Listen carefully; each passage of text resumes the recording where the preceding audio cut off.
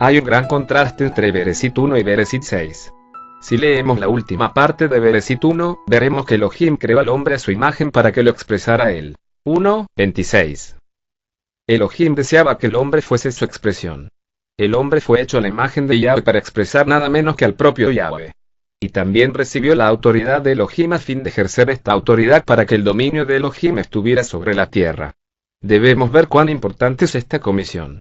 El hombre fue creado a la imagen de Yahweh para expresarlo a él, y se le encomendó la autoridad de Elohim para representarlo y para establecer un dominio en la tierra y señorear sobre todas las criaturas de Yahweh. Elohim no le mandó al hombre que levantara edificios ni que estableciera un monasterio. No, Yahweh tenía la intención de que el hombre lo expresara a él con su imagen y lo representara con su autoridad. Después de crear al hombre y de contemplarlo bien, Yahweh dijo que era bueno en gran manera. 1:31. Después de algunos de los 6 días, él dijo simplemente que era bueno. Del segundo día Elohim no dijo nada, porque en aquel día había malajim caídos en el aire y demonios en el agua, así que ese día él no pudo decir que era bueno.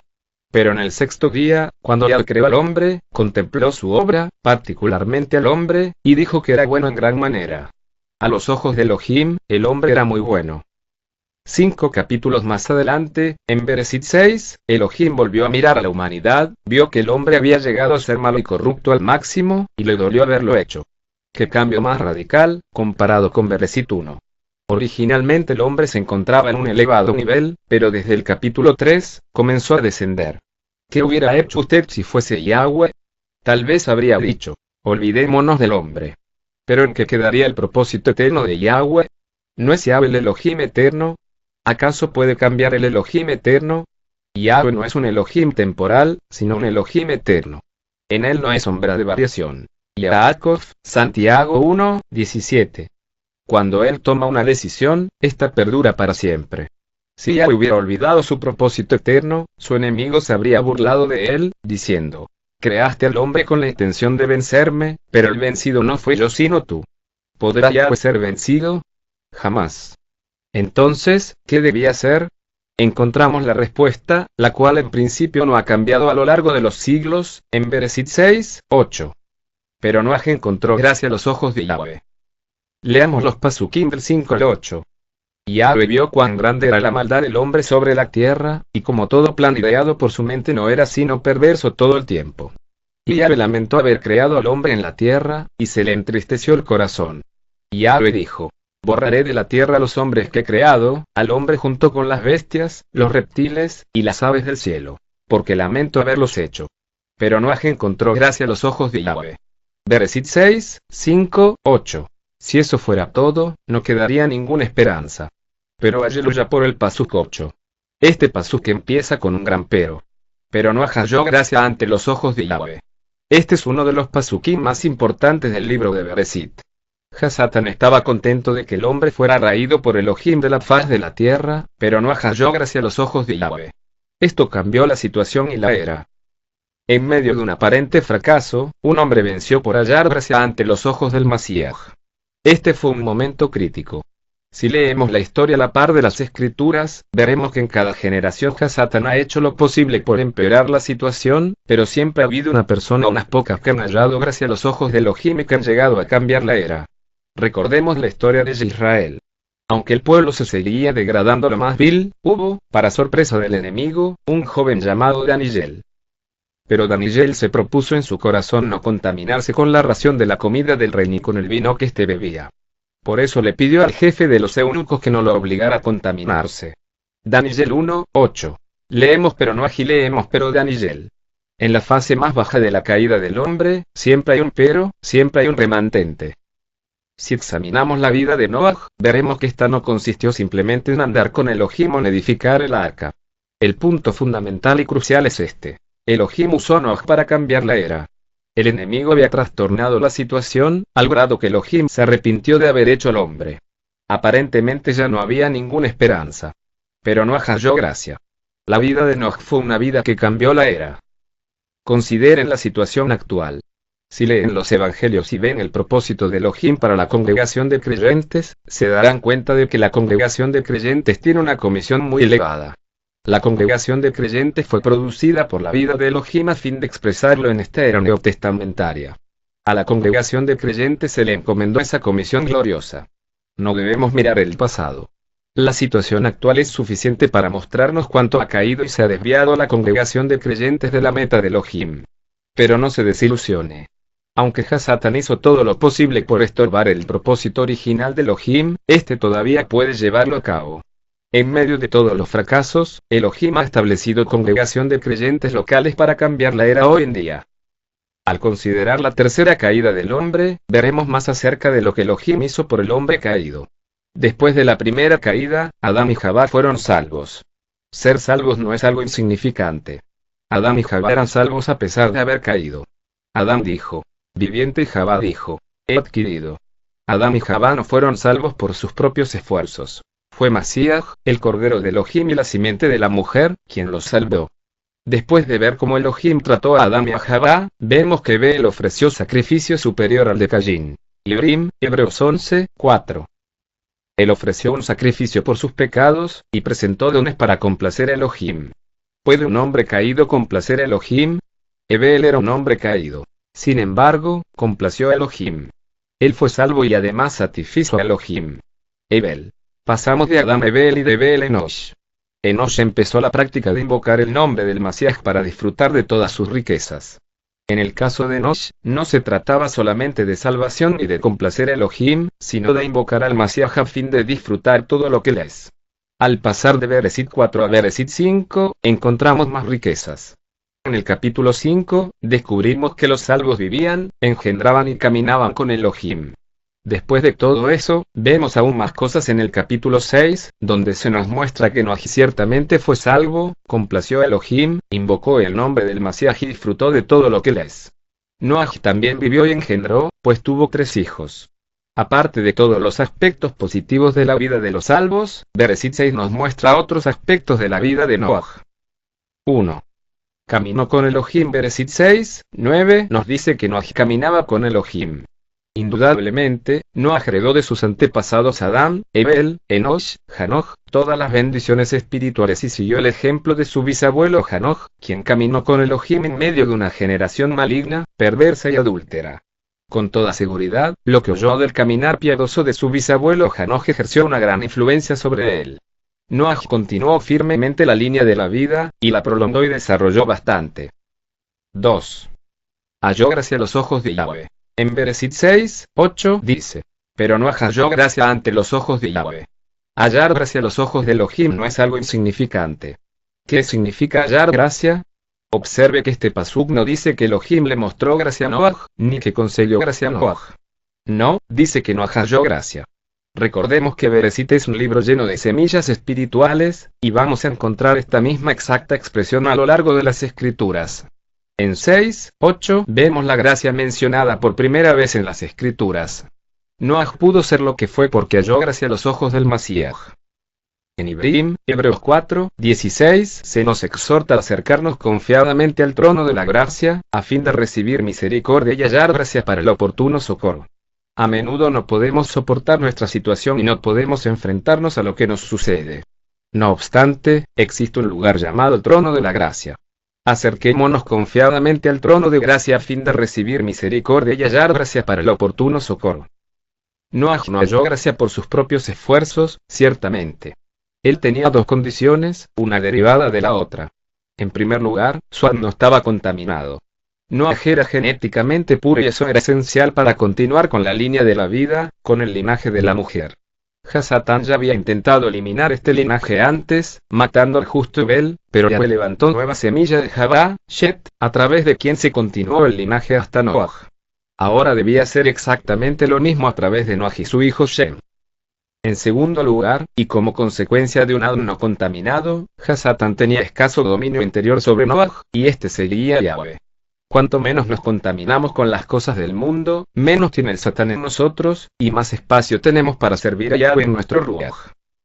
Noaj venía de una familia piadosa y aprendió de sus antepasados todas las cosas piadosas.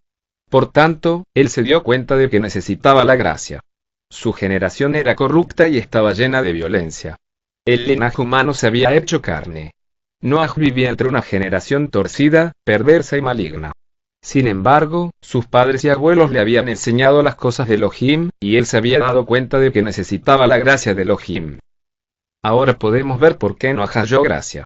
El pasuk 3 del mismo capítulo indica que Elohim estaba dispuesto a conceder gracia al hombre caído, porque su ruaj aún contendía con el hombre, a pesar del propio hombre, y estaba listo para conceder gracia a los necesitados. No obstante, esta gracia necesitaba de la cooperación humana. Noaj proporcionó la cooperación necesaria y halló gracia. ¿Qué es la gracia? La mayoría de los creyentes piensan que esa gracia es simplemente algo dado por Elohim. Si yo le regalo a usted una Biblia, eso es gracia. A pesar de que eso es correcto, en las Escrituras la gracia significa mucho más que eso. La gracia no es solamente algo dado por Elohim, sino que es el propio Elohim que opera por nosotros. La gracia no es simplemente algo objetivo que Elohim nos ha dado. La gracia es Elohim mismo que viene a nosotros y actúa por nosotros. ¿Somos débiles? Elohim vendrá para ser nuestra fortaleza, y esa venida es gracia. ¿Somos incapaces de enfrentar su situación? Esto no debe preocuparnos, porque Elohim vendrá para permanecer con nosotros y enfrentar esa situación por nosotros y en nosotros. Eso es gracia. Si leemos Bereshit 6 detenidamente, veremos que esa gracia no significa que Yahvé le dio muchas cosas a Noaj, sino que vino a Noaj y estuvo con él. La presencia de Elohim era la fortaleza y el poder de Noaj. Él no solo disfrutó algo que Elohim le había dado objetivamente, sino de Elohim mismo. En medio de una generación torcida, perversa y adúltera, una generación cuyas tentaciones no podía resistir nadie, Noaj halló gracia a los ojos del Mashiach. Elohim intervino y fortaleció a Noaj, permaneció con él y lo mantuvo firme. Esta era la gracia que Noaj halló, y es la gracia que necesitamos ahora. Consideremos la condición de la sociedad moderna. Todo lo que aparece en la televisión, diarios, revistas, etc., contiene demasiadas tentaciones. Mientras caminamos por la calle, las vidrieras de las tiendas nos asaltan la vista y los sentidos. La conversación que escuchamos en la radio, en el trabajo y en la escuela es maligna, corrupta y diabólica. A cualquiera le resulta difícil, como persona caída, permanecer firme en esa situación. Las tentaciones están afuera y la lujuria se encuentra adentro. Este siglo es verdaderamente corrupto, perverso y adúltero. Está lleno de fornicación e inmoralidad. La gente habla de inmoralidad sin ninguna vergüenza. ¿Quién podría permanecer firme en esta generación? Ninguno de nosotros podría hacerlo. Todos tenemos una naturaleza caída, la misma naturaleza maligna que tienen los demás. Necesitamos la gracia. Debemos acercarnos confiadamente al trono de la gracia y buscarla. Solo la gracia nos puede capacitar para permanecer firmes. Solo la gracia puede ayudarnos a amar a nuestro cónyuge sin cambiar jamás. Ninguno de nosotros puede lograrlo sin la gracia, porque hay demasiadas tentaciones. El ritmo, la corriente y la tendencia de esta edad son demasiado fuertes. A la gente le parece que si uno no se ha divorciado, no es una persona moderna. Dicen que para actualizarse, debe divorciarse. ¿Cuánta gracia necesitamos? Necesitamos que Yahvé venga a nosotros y sea nuestra fortaleza y nuestro todo. Él es la gracia. Noaj halló gracia, y nosotros también debemos hallarla. A Noaj le fue fácil caminar con Elohim porque halló gracia. 3. Caminó por la fe, Emuná. Noaj caminó con Elohim por la fe. Librim, Hebreos 11, 7. La fe no es algo que salga de nosotros. La fe proviene de Elohim y Él la infunde en nuestro ser. Cuanto más tocamos el trono de Elohim y más acudimos al Mashiach, más recibimos lo que Él es. Cuando Él se infunde en nuestro ser, su elemento divino infundido en nosotros se convierte en nuestra fe. Cuando uno toca el trono de la gracia, Elohim es impartido en uno, espontáneamente uno cree en Él. No necesita esforzarse por creer en Él. Cuando el elemento de Elohim se infunde en nosotros, algo dentro nuestro brota y nos impulsa a creer en Él. Es Elohim mismo el que se ha infundido en nuestro interior y quien cree por nosotros. No sabemos cómo creer y no podemos creer. No obstante, si simplemente nos acercamos al trono de la gracia, acudiendo a Yahweh, para tocarlo y buscando la gracia, Él creerá por nosotros. Él será nuestra fe. La fe procede de esta fuente. 4. Fue justificado por Elohim. Noaj creyó en Elohim y, como resultado, llegó a ser justo. Él era justo ante Elohim, ante los demás y ante sí mismo. Ninguna persona mundana es justa ante Elohim, ante los demás ni ante sí misma. Pero Noaj era un hombre justo porque, por la fe condenó al mundo y vino a ser heredero de la justicia que da la fe. Librim, Hebreos 11, 7. Primero, Noaj halló gracia. En segundo lugar, creyó en Elohim porque Elohim se había infundido en él. Noah tenía la facultad de creer porque el elemento de la fe en Elohim le había sido impartido. Él creyó en Elohim, e inmediatamente Elohim contó su fe por justicia como lo hizo con Abraham. Romanos 4, 3, 9. Además, esta gracia lo fortaleció y le ayudó a llevar una vida justa porque la halló gracia a los ojos de Yahweh. En su andar diario, expresaba la justicia. Esta clase de justicia no era solamente objetiva, sino también subjetiva. Primero, él recibió la justicia objetiva, y luego expresó la justicia subjetiva. Por tanto, a los ojos de Elohim, Noah fue heredero de la justicia. En el capítulo 6 de Bereshit, vemos tres semillas importantes: la carne, la gracia y la justicia. Vemos este asunto de la carne desarrollado plenamente en todas las escrituras. Nos damos cuenta de que la gracia de Yahweh vino a causa de la carne, y la palabra se hizo carne y acampó entre nosotros, y vimos su gloria, una gloria como del unigénito del Padre, lleno de amor y verdad. Y Hanan 1, 14. En cierto sentido, donde está la carne, allí está la gracia. ¿Qué es la carne? La carne es la obra maestra de Hasatán. ¿Dónde está Hasatán hoy? Está en nuestra carne. La carne es el lugar de Hasatán, del pecado y de la muerte. Estos tres grandes enemigos se reúnen continuamente en nuestra carne, y su reunión nunca acaba. Entonces, ¿qué es la gracia? La gracia es el propio Elohim a quien disfrutamos y quien nos ayuda a enfrentarnos con la carne. En cierto sentido, si no tuviéramos la carne, no necesitaríamos tanto la gracia. Si no fuese por la carne, Elohim probablemente no nos habría dado tanta gracia. Hemos visto que, según Hebreos 4, 16, podemos hallar gracia para nuestro oportuno socorro. ¿Qué elemento hace que necesitemos la gracia? Principalmente la carne. Comprendo a los jóvenes, pues yo también fui joven. Al pasar por todas las experiencias humanas, llegué a entender cuánto permanecemos en la carne. Aunque no me gusta estar en la carne está ahí. Por eso muchos jóvenes a veces se enojan y preguntan por qué Yahweh no elimina de una vez nuestra carne. Pero Yahweh nos responde que nosotros necesitamos de la carne, porque ella es el factor que nos obliga a acercarnos al trono de la gracia. No podemos hacer nada con esta carne. Todo lo que podemos hacer es acudir al trono de la gracia. Aunque no hay nada que podamos hacer, aún así hay un lugar al que podemos acudir: el trono de la gracia. Elohim es soberano y sabio. Él sabe que si quitara la carne de en medio, muy pocos de nosotros buscaríamos desesperadamente su gracia. En su soberanía y sabiduría, Él deja la carne aquí, sabiendo que, en cierto sentido, nos resulta útil. Día y noche la carne nos ayuda a volvernos al trono de la gracia. Cuando seamos maduros, es decir, cuando seamos resucitados, podremos prescindir de ella por completo. Pero antes de llegar a la madurez de la vida, necesitamos la carne en cierta medida, no para perjudicarnos, sino para que nos obligue a acercarnos al trono de la gracia.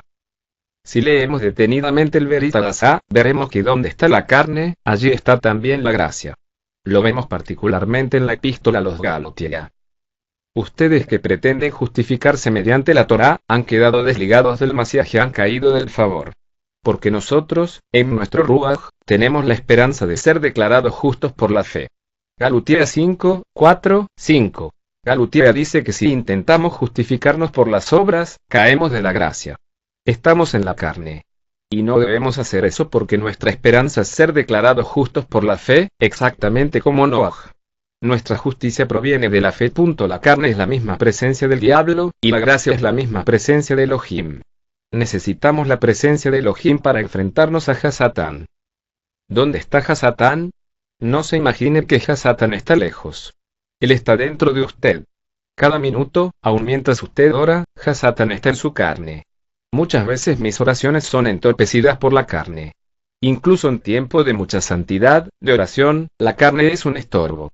Este impedimento nos obliga a acercarnos al trono de la gracia. La carne es la presencia de Hasatán, pero tenemos la gracia, que es la presencia de Elohim, para superarla y combatirla. ¿Qué tan fuerte es usted? ¿Lo suficientemente fuerte como para vencer a Hasatán? ¿Cree usted que puede vencerlo? Olvídese de eso. Hasatán es mucho más grande que nosotros. Pero Elohim es más grande que Hasatán. Elohim es más grande que cualquier ser. Como Hasatán está con nosotros, necesitamos que Elohim esté presente. Debemos decir: Masías, tú sabes que tu enemigo está aquí mismo. Ven y permanece a mi lado para oponerte a él. Cuando Elohim se nos presenta y permanece con nosotros, lo que obtenemos es la gracia. Donde está la carne, allí está la gracia, y donde está la gracia, allí está el resultado de la gracia, la justicia. Así que si por el delito de uno solo reinó la muerte por culpa de aquel, con más razón reinarán en vida los que reciben la abundancia de su gracia y el don de la justificación mediante uno solo, Yeshua el Mashiach. Romanijim 5, 17. La justicia siempre acompaña a la gracia. Cuando hallemos gracia, la gracia nos pondrá en paz con nuestros hermanos. Mediante el poder de la gracia, la fortaleza de la gracia, y la vida de gracia, podemos estar bien con Elohim, con los demás y aún con nosotros mismos. La gracia produce la justicia. La justicia es el producto más elevado de la gracia. Por lo tanto, Romanijim, Romanos 5, 21 dice que la gracia reina por la justicia para vida eterna. Por consiguiente, la justicia y la gracia siempre van juntas.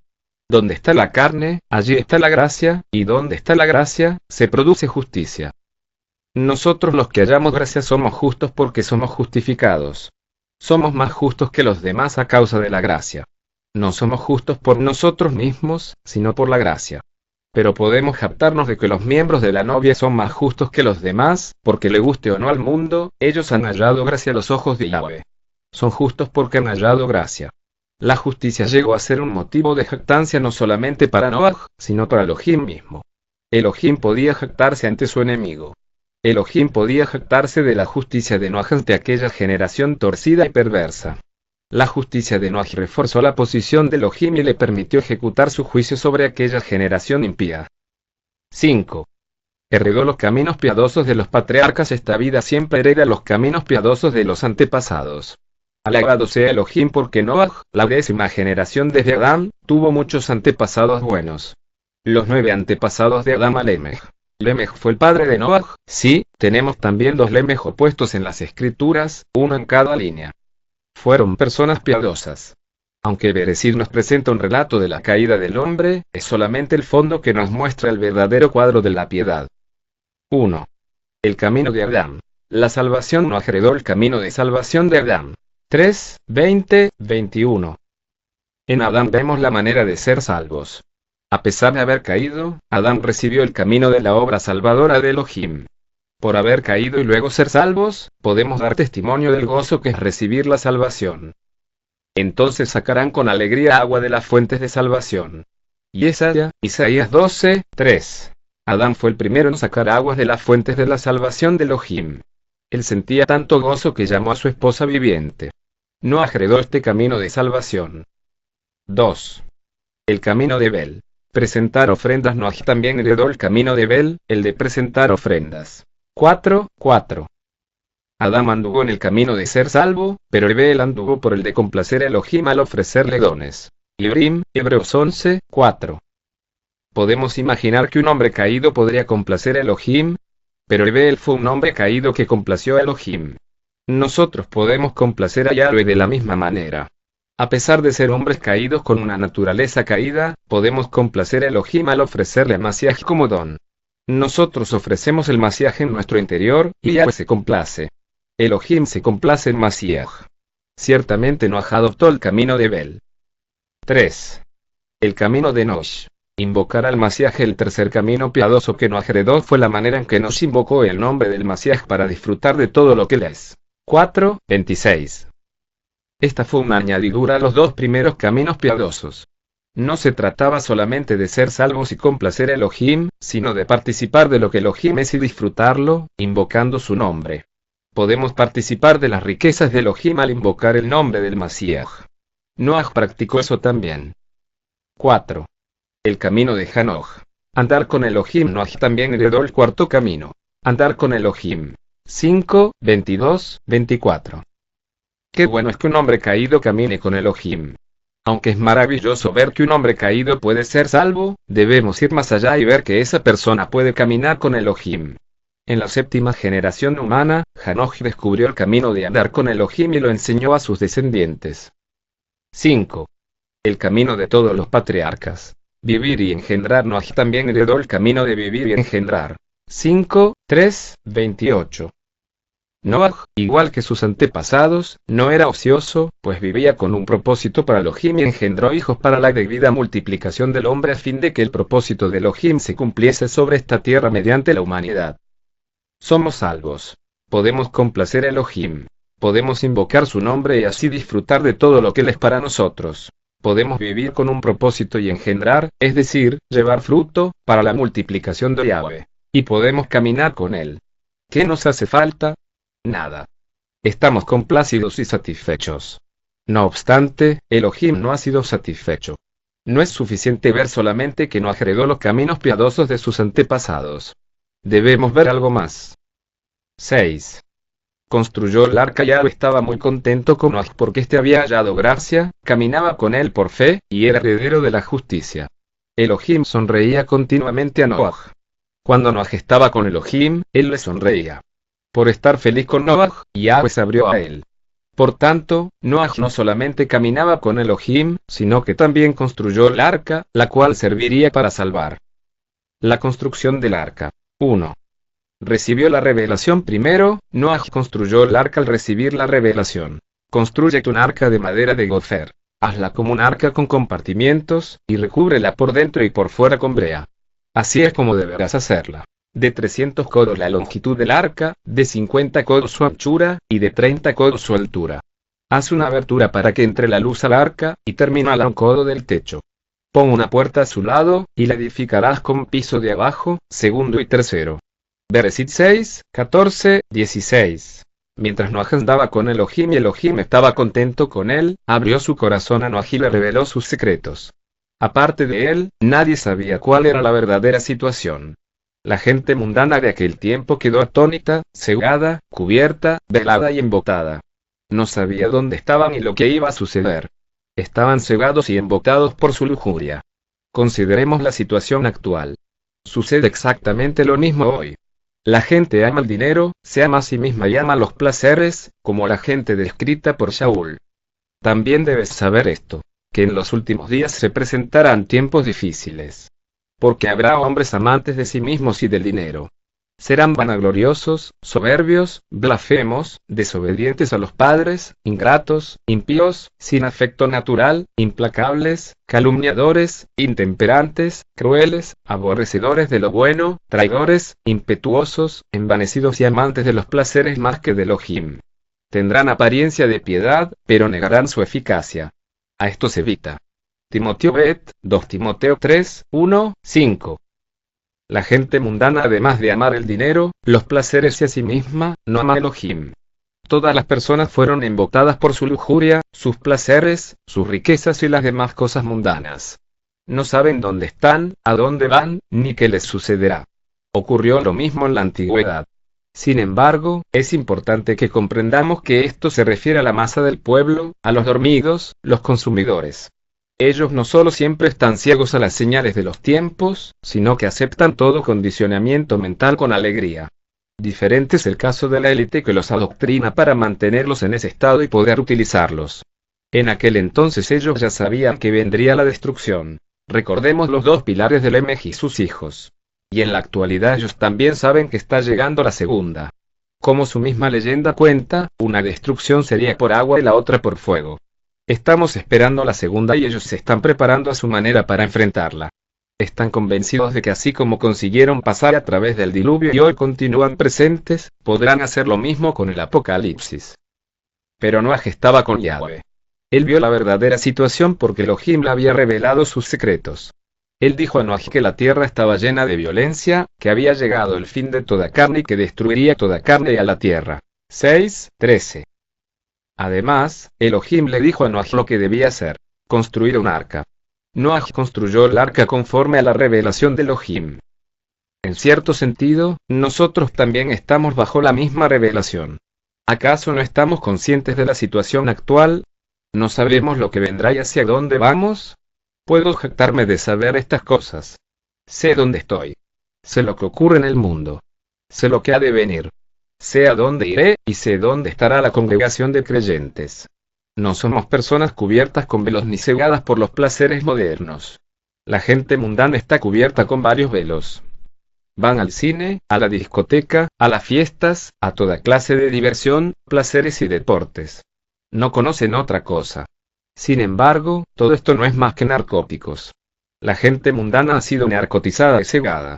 Alabado sea el Masías porque nos quitó el velo. Estamos conscientes de nuestra condición, conocemos la situación mundial, y sabemos lo que va a suceder. Sabemos lo que hará el Masías con esta generación impía, y sabemos dónde estaremos nosotros. Entendemos todas estas cosas. Estamos construyendo el arca, no solamente para nuestra propia salvación, sino también para la de los demás. ¿Entienden lo que estamos haciendo aquí? Construimos el arca de salvación para cumplir el propósito de Elohim. Inclusive cuando nos reunimos, edificamos. No solo ofrecemos un don a Elohim, invocamos el nombre del Masías para disfrutar de todas sus riquezas, vivimos, engendramos, y caminamos con Yahweh, sino que también hallamos gracia, recibimos revelación y construimos el arca, la novia, que es la reunión de todas las congregaciones de creyentes a donde estamos subiendo a los salvos para el momento final. 2. Creyó en la palabra de Elohim después de recibir la revelación, él creyó inmediatamente en la palabra de Elohim. Librim, Hebreos 11, 7. Las escrituras revelan que creer siempre significa creer por medio de la palabra. En Romanos 10, 14, Shaul pregunta, ¿y cómo creerán en aquel de quien no han oído? Sin la predicación de la palabra, a la gente le resulta difícil creer. El creer viene de escuchar la palabra. Es por eso que Romanos 10, 17 dice, así que la fe proviene del oír, y el oír, por medio de la palabra de Masías. Indudablemente no oyó la palabra de Elohim y creyó la palabra que oyó. Nosotros también hemos creído, así que tenemos fe, emuná. Nosotros no tenemos una fe propia, sino que esa fe es el mismo Elohim que cree dentro de nosotros. Debemos acudir a él y recibirlo para poder dar el siguiente paso. 3. Predicó la justicia. Noach predicó lo que creía y practicaba. Él era un pregonero de justicia. Kefabet, 2 Pedro 2, 5. ¿Por qué predicó Noach la justicia? Porque en su generación nada era justo. La tierra estaba llena de violencia, y esa violencia incluía el robo, el homicidio, la fornicación y la iniquidad. Noach era pregonero de justicia, exhortando a las personas a enderezar su camino delante de Elohim, de los demás y de sí mismas. De lo contrario caería el justo juicio de Elohim sobre ellas. Noach predicó esta clase de justicia mientras construía la arca. Quizás la gente haya pensado que estaba loco, y le haya dicho, Noach, ¿de qué estás hablando? ¿Qué quieres decir cuando hablas del diluvio que está por venir? Mira el cielo. Es el mismo de siempre. Noach sufrió muchísimo por las burlas que le hicieron durante su predicación. ¿Estamos recibiendo muchas o pocas burlas por nuestra predicación? Si son pocas, es que no estamos predicando lo suficiente, y nuestra predicación no llega a tantos oídos. Nosotros somos los constructores del actual arca, y los predicadores de los tiempos de fin, así como Noach lo fue en su época. ¿Estamos realmente gritando delante de todos? No olvidemos que si no nos movemos lo suficiente, la sangre de los que se pierdan recaerá sobre nuestras cabezas. A ti, hijo de hombre, te he puesto como centinela para la casa de Israel. Oirás, pues, la palabra de mi boca y les advertirás de mi parte. Si yo le digo al impío, impío, morirás irremisiblemente, y tú no hablas para advertir al impío de su camino, el impío morirá por su pecado. Pero yo demandaré su sangre de tu mano. Pero si tú adviertes al impío de su camino para que se aparte de él, y él no se aparta de su camino, morirá por su pecado. Pero tú habrás librado tu vida. Yehezkel, Ezequiel 33, 7, 9, 4. Preparó la arca. Mientras Noach predicaba la justicia, él construía y preparaba el arca. Kefalef, 1 Pedro 3, 20. Las medidas. Primero, quisiera hablar de las dimensiones y el tamaño del arca. La longitud del arca era de 300 codos, la anchura de 50 codos, y la altura de 30 codos. 6, 15. Y el arca tenía 3 pisos. 6, 16. Puesto que la altura del arca era de 30 codos, la medida de cada piso debe de haber sido 10 codos de altura. Estas dimensiones son muy significativas. ¿Por qué el arca tenía esas medidas? Por una sencilla razón. Los números fundamentales del edificio de Elohim son 3 y 5. Éxodo nos habla de otra arca, el arca del testimonio de Elohim. Así que las escrituras contienen 2 arcas, el arca de Noaj y el arca del testimonio de Elohim. Harán un arca de madera de acacia, cuya longitud será de 2 codos y medio, su anchura de codo y medio, y su altura de codo y medio. Shemot, Éxodo 25, 10. Pero las dimensiones del arca del testimonio eran 2 medio codos de longitud, 1 medio de anchura, y 1 codo y medio de altura.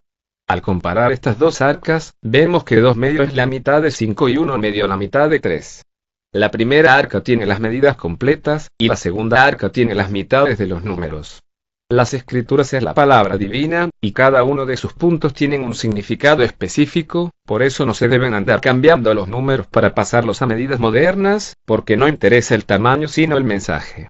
Se podrá hacer, aparte de las escrituras, el cálculo si se desea, pero no se deben andar cambiando sus palabras como las versiones modernas hacen, porque están quitando parte del mensaje. Si leemos Éxodo 27, encontraremos que los números 3 y 5 también son los números fundamentales del tabernáculo. El atrio del tabernáculo medía 100 codos de longitud en los lados sur y norte. Éxodo 27, 9, 11. La anchura del atrio en los lados occidental y oriental era de 50 codos. Éxodo 27, 12, 13. El cercado o las cortinas del atrio medían 5 codos de altura. Éxodo 27, 18. Las cortinas de ambos lados de la entrada medían 15 codos de longitud. Éxodo 27, 14, 15. Estas cortinas pendían de 3 pilares en cada lado, formando así 3 secciones de 5 codos cada una. Nada se escribió en vano en las escrituras. Las medidas de todo el atrio del tabernáculo se componen de los números fundamentales, el 3 y el 5. Además, el tabernáculo mismo se dividía en 3 secciones: el atrio, el lugar santo y el lugar santísimo. En el lugar santo había 3 muebles: la mesa de los panes de la proposición, el candelero y el altar del incienso. Todo eso es muy significativo. Los números 3 y 5 son los números fundamentales del edificio de Elohim. ¿Por qué las medidas del arca del testimonio están divididas en mitades? Cuando vemos la mitad, nos damos cuenta de que debe haber otra mitad, y que en conjunto forman un testimonio. Las dos mitades conforman una unidad completa. Ese es el testimonio de Elohim. El arca de Noaj representa a Yahshua, y el arca del testimonio, o arca de reunión, también representa a Yahshua. La mitad que falta somos nosotros, que somos el tabernáculo vivo siendo edificados. Esto se estudiará en su debido momento. El 5 es el número del hombre, el 3 es el número de la divinidad. El número 3 representa a Elohim en su impartición. El número 3 implica el Elohim que se imparte, el Elohim que se infunde en la gente, que se mezcla con el hombre. Siempre que las escrituras hablan de la mezcla de Elohim con el hombre, de la entrada de Elohim en el hombre, o de que Elohim se deposita en el hombre, usa el número 3. Separemos aquí el asunto de la invención de la Trinidad, aún así persiste el hecho de que Elohim ha elegido manifestarse en la historia humana en 3 formas: el Padre, el Hijo y el Ruach. El Padre envió al Hijo y el Hijo se hizo el Ruach. Estas son 3 formas en las que Él se manifiesta: como Yahweh Todopoderoso, como Mashiach, la corporificación de su gloria, y como el Ruach HaKodesh que se imparte. Es como los estados del agua: sólido, líquido y gaseoso, pero siempre agua. Nada de monstruos de 3 cabezas, el resto son delirios de hombres. Por ejemplo, consideremos Corintiyim Bet, 2 Corintios 13, 14, donde dice: la gracia de Yahshua HaMashiach, el amor de Elohim, y la comunión del Ruach HaKodesh sean con todos ustedes.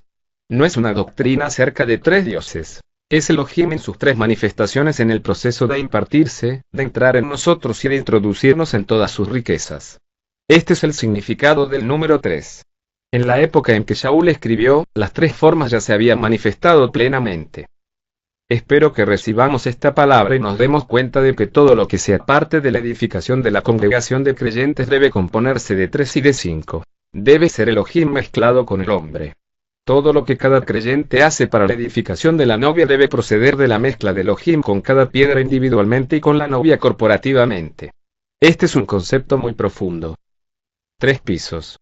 Y le hará piso bajo, segundo y tercero. Bereshit 6, 16. El arca se componía de 3 pisos: la planta baja, el segundo piso y el tercero. 6, 16.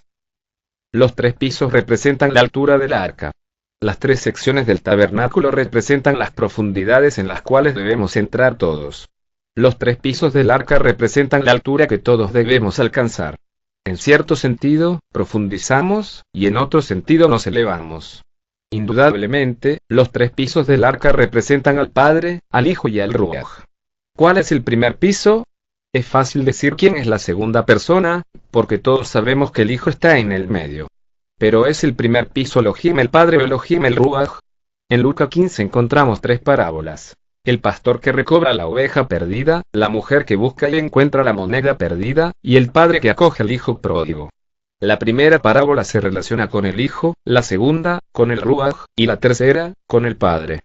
Nuestra experiencia nos muestra que primero vino el Ruaj a nosotros, nos encontró, nos trajo al Hijo y nos impulsó a creer en el Hijo. Después de creer en el Hijo, invocamos: Abba Padre. El Ruaj nos lleva al Hijo, y el Hijo nos lleva al Padre. Cuando llegamos al Padre, estamos en el tercer piso. Las Buenas Nuevas de Yohanan son un libro que nos habla del Hijo, y la primera epístola de Yohanan es un libro relacionado con el Padre. En el libro acerca del Hijo, se nos habla de la gracia, pero en el libro sobre el Padre, se nos habla del amor. El amor es superior a la gracia. En las Buenas Nuevas de Yohanan se menciona la verdad, pero en la primera epístola de Yohanan se menciona la luz. La luz es superior a la verdad. Las Buenas Nuevas de Yohanan son buenas, porque nos llevan al Hijo. Sin embargo, la primera epístola de Yohanan nos conduce al Padre. Todos debemos avanzar en nuestra experiencia, del Hijo al Padre. El primer piso del arca corresponde al Ruaj. A muchos creyentes les gusta mucho hablar del llamado bautismo en el Ruaj HaKodesh y de cosas carismáticas, pero todo eso se encuentra en el primer piso. Todos debemos acudir al Ruaj para conocer al Hijo, a Mashiach. Conocer a Mashiach es algo distinto, algo superior. Un día, todos llegaremos al piso que corresponde al Padre. Es el piso más elevado, más excelente y más misterioso. No tengo la menor duda de que Noah, sus hijos y sus nueras se encontraban en el piso superior. Las bestias inferiores, las que se arrastraban, deben de haber estado en la planta baja y los animales superiores en el segundo piso. Debemos elevarnos cada vez más. Una sola ventana hacia los cielos para recibir luz. Una ventana harás al arca, y la acabarás a un codo de elevación por la parte de arriba, Bereshit 6, 16. Después llegamos al asunto de la luz. En el arca había una sola ventana, la cual miraba hacia los cielos. Era una claraboya. El original hebreo traducido ventana es Tzohar, que es un dual de Psahar, brillo. Y significa mediodía, porque la luz es doble, más fuerte. Esto significa que cuando uno se encuentra debajo de la ventana, está en el mediodía. Está bajo la luz solar, lleno de luz. La cantidad de luz que uno tiene indica el lugar donde se encuentra. La planta baja, el segundo piso o el tercero. He visto muchos creyentes fervientes. En un sentido, son fervorosos, pero no tienen mucha luz. Pero algunos santos Kadoshim tienen una presencia que lo ilumina todo. Así es como debe ser, porque nosotros somos luz al mundo. ¿En qué piso estamos? El piso en que nos encontramos indica la cantidad de luz que cada uno tiene. Cuanta más luz tenemos, más elevados estamos, y más elevaremos su novia. Había una sola ventana en el arca. La gente hoy debate mucho acerca de los diferentes ministerios. No me interesa el número de ministerios. Hay una sola ventana y una sola luz, y todo lo demás es fuego extraño. El apóstol Shaul dijo que debemos rechazar las doctrinas que difieran de lo que él predicaba y enseñaba. Galutia 1, 6, 9. Romanijim 16, 17. Timoteo Aleph 1, 3. En la novia y en la congregación de creyentes de Elohim debe haber una sola ventana. La luz no debe venir del norte, del sur, del oriente ni del occidente, sino del cielo. En el edificio de Yahweh, hay una sola ventana, una sola revelación, y una sola visión. La luz viene de arriba, o son tinieblas. Por eso tantos eran. Como ciegos palpamos la pared. Andamos a tientas como los que no tienen ojos. Tropezamos al mediodía, como si fuera oscuro. Entre los robustos, somos como muertos. Yesaya, Isaías 59, 10. Una sola puerta, a un lado. Y pondrás la puerta del arca a su lado, Bereshit 6, 16. El arca tenía una sola puerta, a un lado. Todos hemos entrado por el lado. Hay una sola puerta, un solo camino para entrar, una puerta estrecha. En el arca hay una sola apertura para la luz y una sola entrada para todos. Todos nosotros pasamos por la misma puerta. Y esta puerta es Mashiach. El material. Madera de gofer. Construyete un arca de madera resinosa. Hazla como un arca con compartimientos, Bereshit 6, 14. El arca fue hecha con madera de gofer. ¿Cuál es la madera de gofer? Es un ciprés, rico de resina. Es una madera resinosa. Puede resistir las inclemencias del agua. Una madera sin resina no puede resistir el ataque del agua. La madera de gofer podía resistir el ataque de las aguas del diluvio. El ciprés es una figura del masiaje en el madero. El masiaje clavado en el madero puede resistir las aguas de la muerte. El arca de madera de gofer pasó por el diluvio, y el diluvio la atacó continuamente, sin afectarla. Esto representa la solidez de masiaje en el madero. Masiaje es la verdadera madera de gofer. Él es el verdadero ciprés, lleno de resina y resistente a cualquier diluvio. Las aguas del diluvio de muerte no pueden afectarlo. Cubierta con brea por dentro y por fuera. Y recúbrela por dentro y por fuera con brea. Bereshit 6, 14. Masiaj no es solamente el crucificado, sino también quien derramó su sangre para cubrirnos de la culpa de nuestros pecados. Por tanto, el arca estaba cubierta de brea por dentro y por fuera. La palabra hebrea traducida brea es kafar, y es la misma que se traduce como expiación. El significado principal de esta raíz hebrea es cubrir. La palabra que se refiere al propiciatorio, la cubierta del arca del testimonio, es kaporet, que deriva de la misma raíz. Eso significa que en Masiaj estamos totalmente cubiertos. Todos estamos cubiertos con su redención. La muerte no puede afectarlo a él, y por tanto, ninguna condenación ni juicio puede llegar a nosotros, porque estamos cubiertos por la redención de Masiaj. La brea representa la obra redentora de Masiaj, que cubre el edificio de Elohim por dentro y por fuera. La cubierta interior la vemos nosotros, y la cubierta exterior la ve Elohim. Quizás los que iban en el arca estaban atemorizados en su interior cuando el diluvio atacaba la arca. Pero cada vez que miraban la brea que cubría el arca por dentro, podían estar en paz. La brea untada por dentro del arca les proporcionaba paz. La brea aplicada por fuera del arca servía para satisfacer a Elohim. La cubierta de brea por fuera también la veían Hasatán y los Malachim. Es un cuadro de la sangre. Cada vez que miramos la sangre, tenemos paz. Cada vez que Elohim mira la sangre, queda satisfecho. Cada vez que Hasatán mira la sangre, queda incapacitado para atacar. Cada vez que los Malachim miran la sangre, se regocijan. Tipifica a Masiaj. En aquella arca se salvaron a través del agua pocas personas, es decir, 8. Aquella agua era un símbolo de la inmersión que ahora los salva a ustedes también, no en cuanto a quitarles la impureza carnal, sino en cuanto a la respuesta de una conciencia limpia para con Yahweh, mediante la resurrección de Yeshua el Masiaj. Ahora él, después de ascender al cielo, está a la diestra de Elohim. Y los mensajeros, las autoridades y los poderes están sujetos a él. Kefalef 3, 20, 22. El arca en su totalidad representa Masiaj. Masiaj no es una canoa, sino un arca. Una canoa es un tronco de madera que se ha vaciado. Un arca se compone de muchos pedazos unidos adecuadamente. Es un edificio. Una canoa es una pieza individual, pero un arca es una entidad corporativa. Nuestro Masiaj es un arca. Nunca podríamos estar a salvo en una canoa.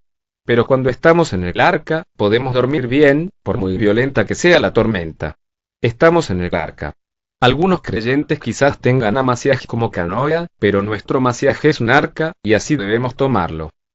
El arca tipifica a Masiaj. Por tanto, ¿cómo pudo Noaj construirla? Es cierto, el arca fue construida por Noaj. Muchos creyentes solamente predican las buenas nuevas, y esperan que un día Elohim traiga el arca de los cielos. Si decimos que debemos construir el arca, es decir, la salvación, la gente nos censurará, diciendo que somos salvos por gracia, y no por obras. Pero Noaj fue salvo por medio del arca que le edificó con su labor. El principio de cooperar con Elohim. De modo que, amados míos, así como han obedecido siempre no solo cuando yo estaba presente, sino mucho más ahora en mi ausencia, ocúpense en su salvación con respeto y reverencia. Porque Elohim es el que produce en ustedes tanto el querer como el hacer, para cumplir su buena voluntad. Hágalo todo sin murmuraciones y contiendas, para que sean irreprensibles y sencillos, hijos de Elohim sin mancha en medio de una generación torcida y perversa, en la cual ustedes resplandecen como lumbreras en el mundo, reteniendo la palabra de vida. Así yo podré gloriarme en el día del Masiaj de que no he corrido ni he trabajado en vano. Filipenses 2, 12, 16. ¿Qué significa ocúpense su salvación? Significa enarbolar la palabra de vida, iluminar, brillar, expresar a Masiaj. Esto se lleva a cabo porque Elohim realiza en nosotros tanto el querer como el hacer. Ya que Elohim obra en nosotros, nosotros tenemos que llevar a cabo nuestra salvación. Aunque ya fuimos salvos, Elohim sigue obrando en nosotros para que llevemos a cabo nuestra salvación. Miles de personas fueron salvas, pero ¿cuántas de ellas tienen la vida que se describe en Filipenses 2:15? Muchos no están llevando a cabo su salvación. ¿Estamos llevando a cabo nuestra salvación ahora? Noah edificó el arca que finalmente lo salvó no solamente del juicio de Elohim, sino también de esta generación torcida y perversa. Debemos llevar a cabo esta clase de salvación. Debemos construir un arca completa en nuestro interior, un Mashiach completo. El arca no servirá si le faltan partes. No tenemos duda alguna de que fuimos salvos de la perdición eterna. Pero Noah no fue salvo solamente de la perdición, sino también de esa era maligna y además fue trasladado a otra era. El arca que él construyó puso fin a la vieja generación y trajo una nueva. Esta era la clase de salvación que Noah estaba construyendo. No fue solamente la salvación que lo libró de la perdición eterna, sino la salvación que lo rescató de esta generación torcida y perversa. Esta clase de salvación no fue preparada solamente por Elohim, sino que fue elaborada por medio de la cooperación colectiva de los salvos.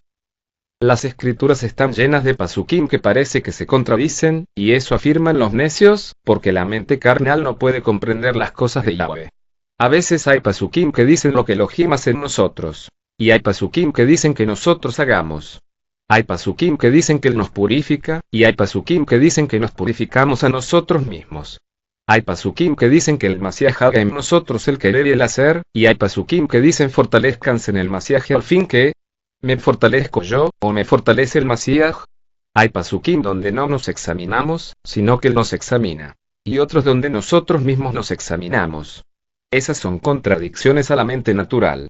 No es que se contradigan, sino que son dos medias naranjas que se corresponden. Lo que a la mente natural son contradicciones, en el plano espiritual son correspondientes. Y por eso es misterio para los carnales. Para la mente natural Mashiach es divino o es humano. Esto lo hace Elohim o lo hago yo.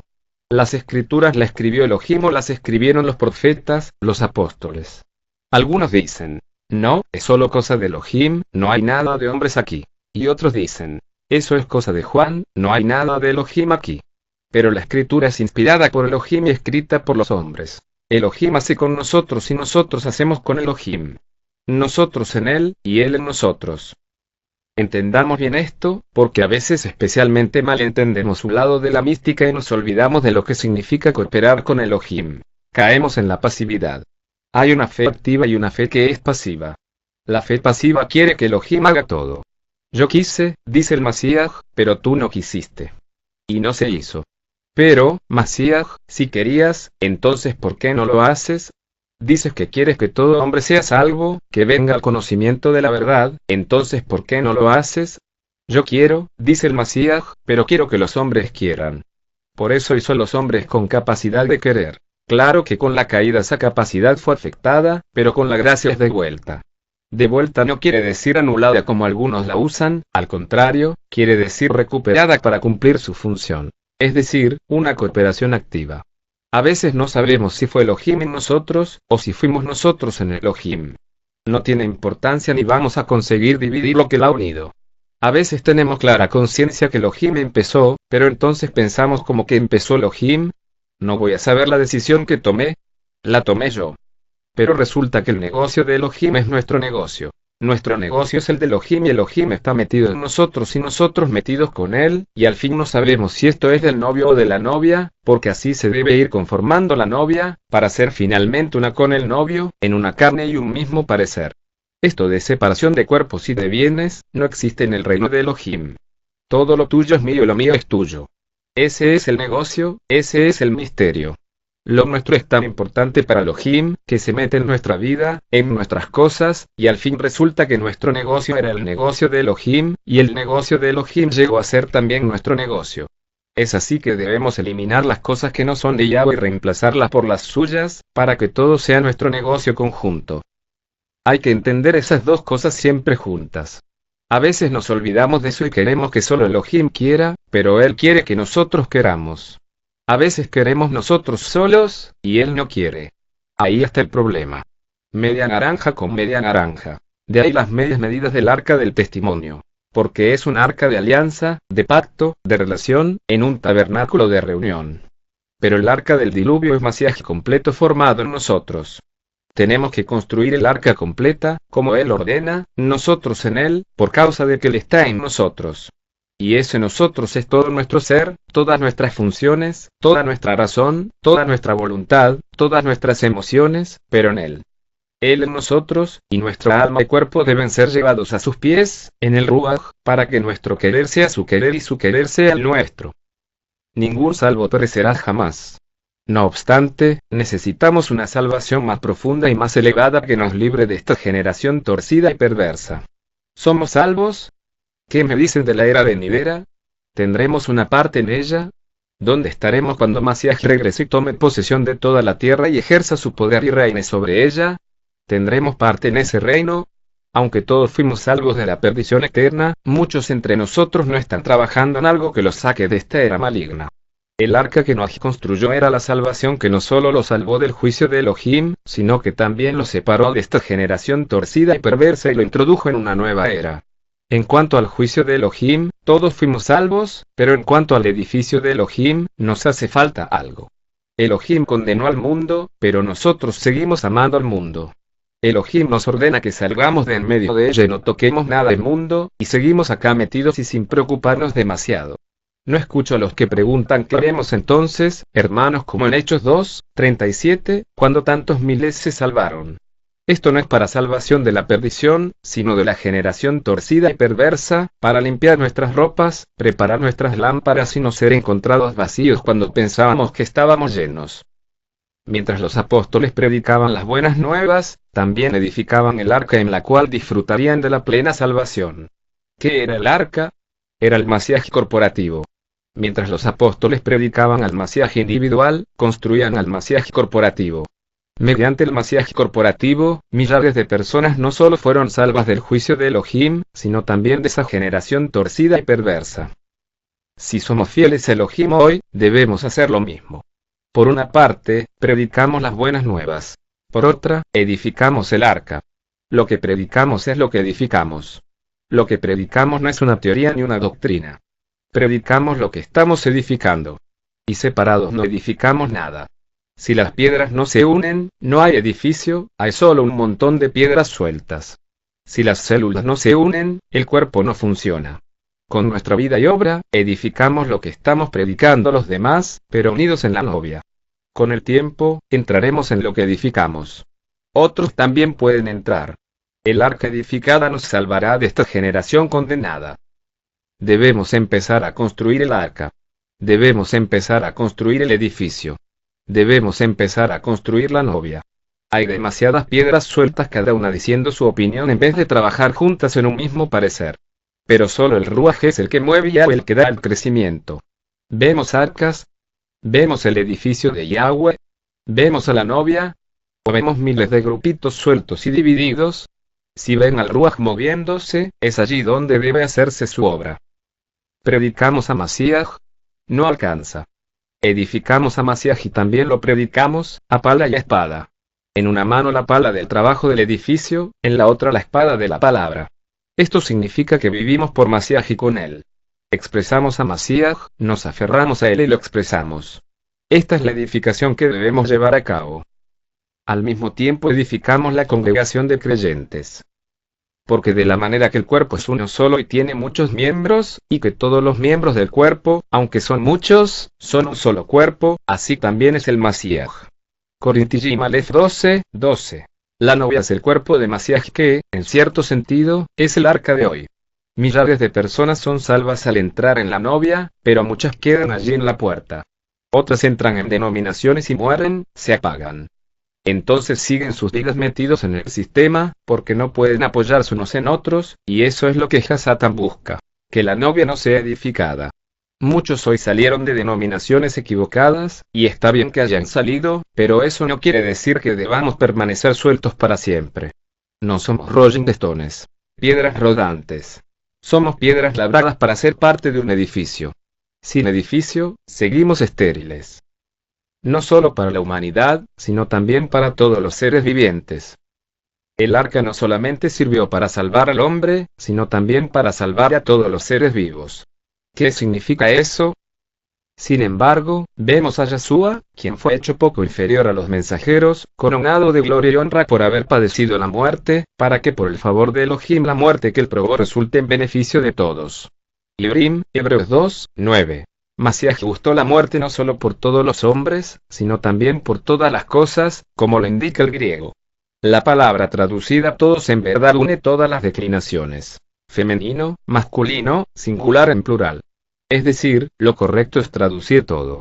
Es por eso que dice que Elohim ha reconciliado todas las cosas consigo por medio de Masías. Y por medio de él reconciliar consigo mismo todas las cosas, tanto sobre la tierra como en el cielo, después de hacer la paz mediante su sangre en el madero.